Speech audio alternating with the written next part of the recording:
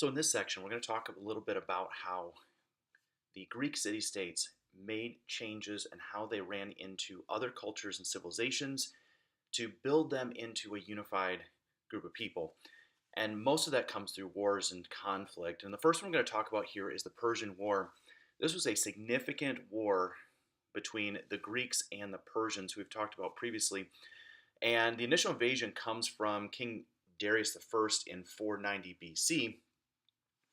And for the most part, the Greeks were treated well by the Persians. And the Persians ended up overtaking most of the Greek city states, or at least some of the more significant ones, and then allowing them to remain their own civilization, their own culture. But a lot of the people in the Greek culture did not like that their freedom had been taken away. They did not like the idea of being captive. And so there were some that had revolted against the leadership of King Darius, the leadership of the Persians, and that led them into a massive war. And so King Darius led a revolt here to crush, or led a group of the Persians to crush the revolt in Athens, and Athens was a primary city state that was sponsoring this revolt. And so in 490 BC, there was a powerful Athenian army that then went out to try to stop the Persians and led to a big battle here. And it caught the Persians off guard, and for a while it seemed as though the Greeks were going to be successful.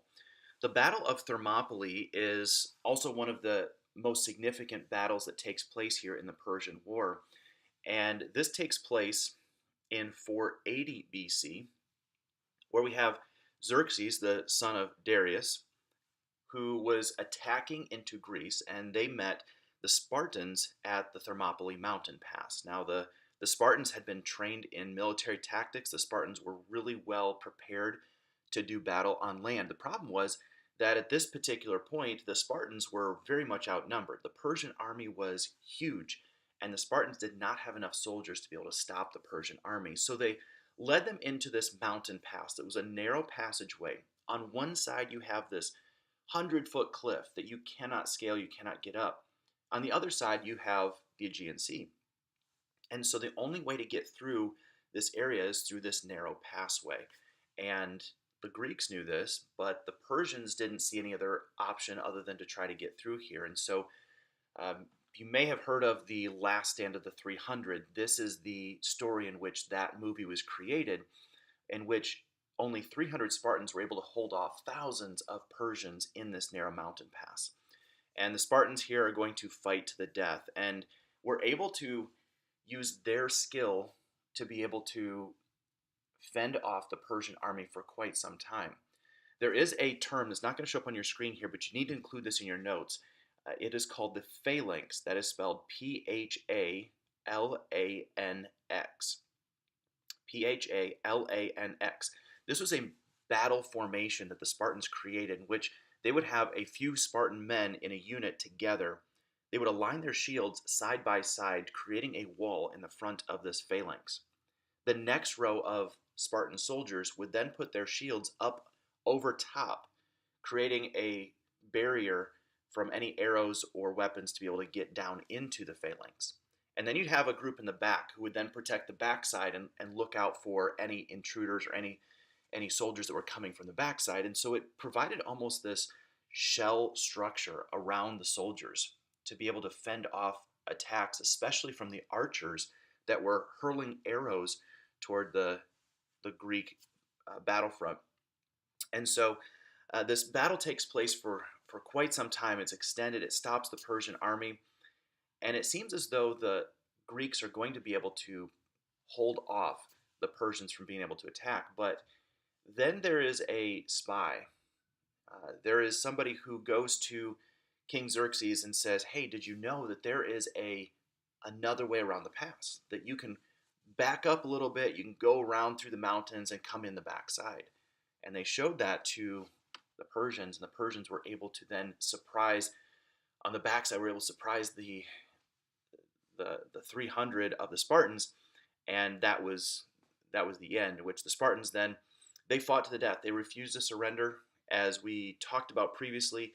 The Spartan culture said that the men had to fight bravely for their families, fight bravely for their honor, for their name, and that their wives and mothers would rather that they return on their shields fighting for victory rather than return without victory.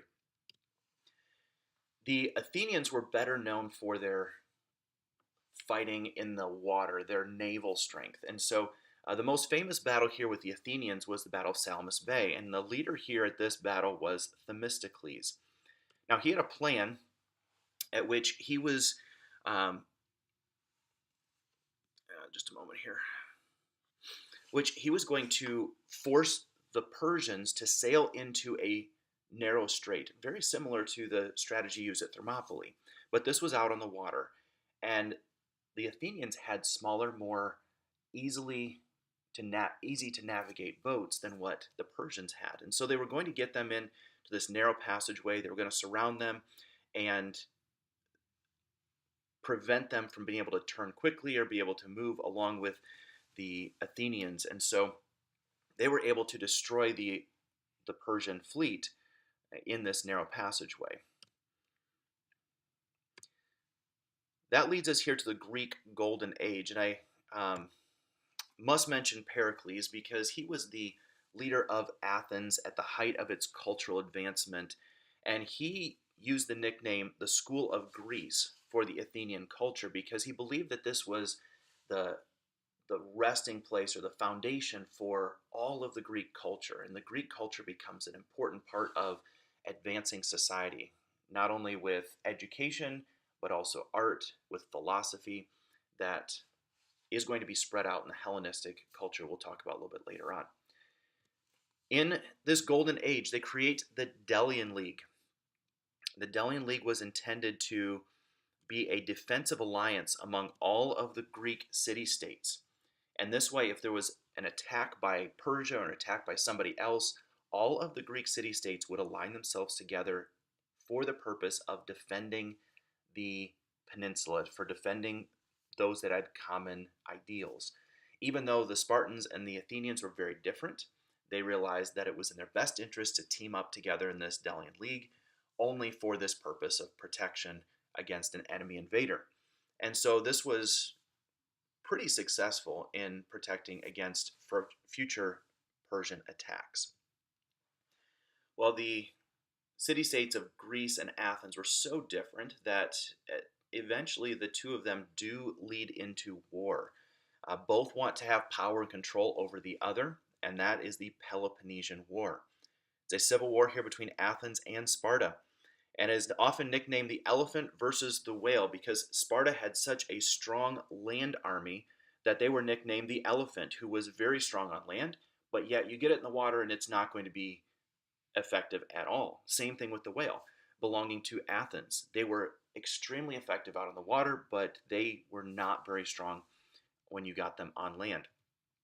And so the results of this is that Athens is weakened by a lot of plagues that devastate their city-state. And so therefore they were not able to fight as well as they would have wanted to. Sparta teams up with Persia. Yes, that enemy that they had fought against a while back. They teamed up with Persia thinking that if they can get Persia to help them defeat Athens, and then Sparta thought they could gain control of all of Greece and then perhaps go back and defeat Persia later on. Sparta is successful in conquering Athens and then becomes extremely controlling, more so than Athens ever was. And many of the people in Athens, as well as other city-states, refused to submit to the authority of the Spartans.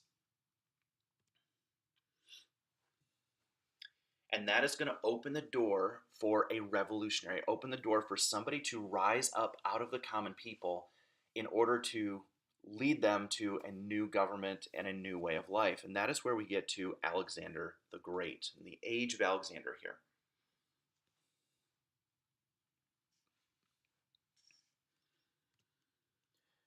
So we need to understand where he came from, as Alexander comes from the region of Macedonia.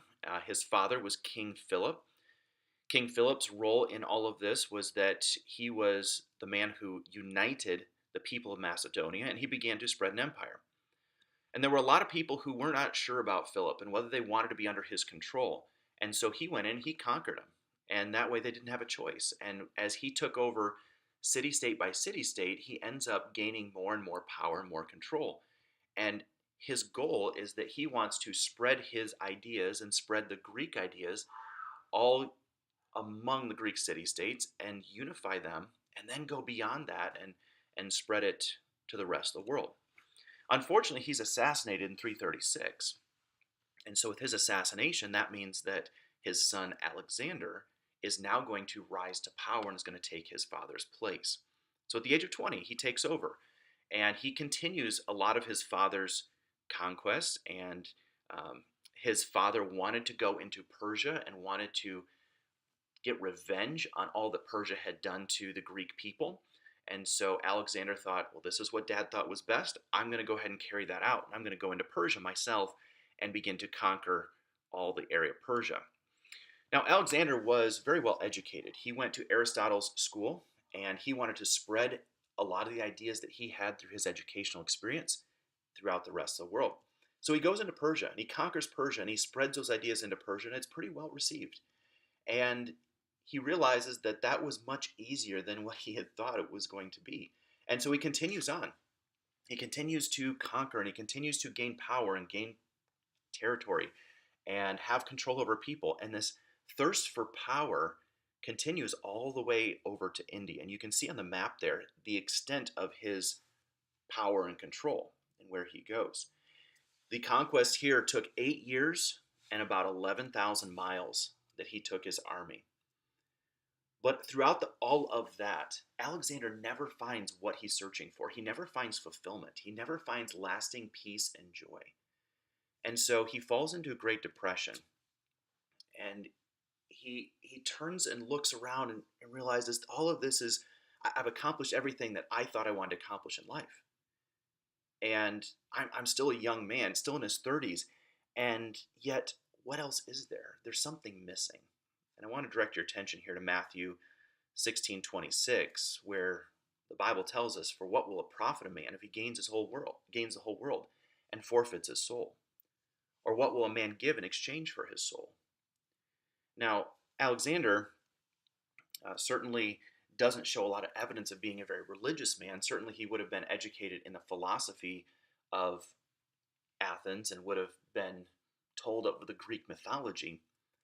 But yet he never seems to find what he is truly searching for, and he's missing out on his relationship with Christ.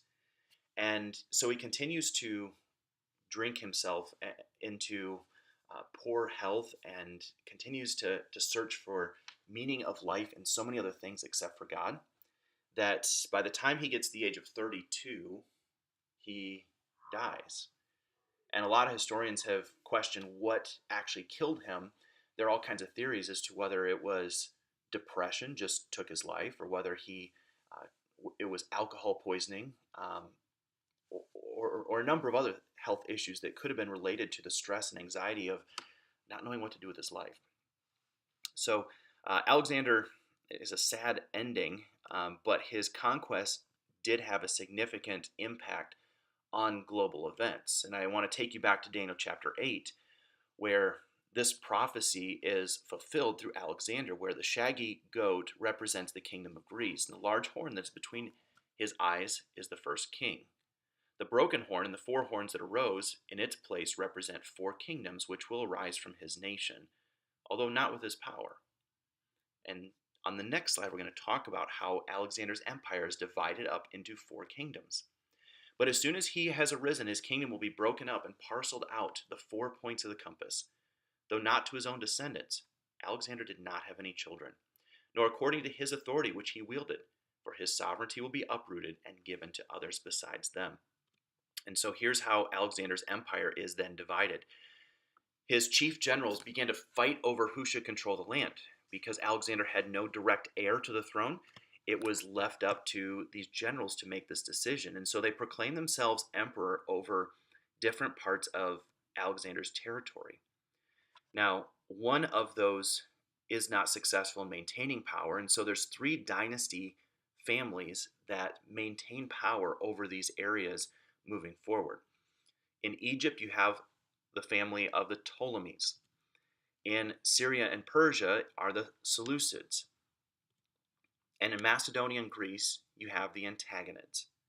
And these three families are going to rule this part of the world until the Romans come in, and the Romans are going to then take over all of this territory that had once been controlled by Alexander the Great.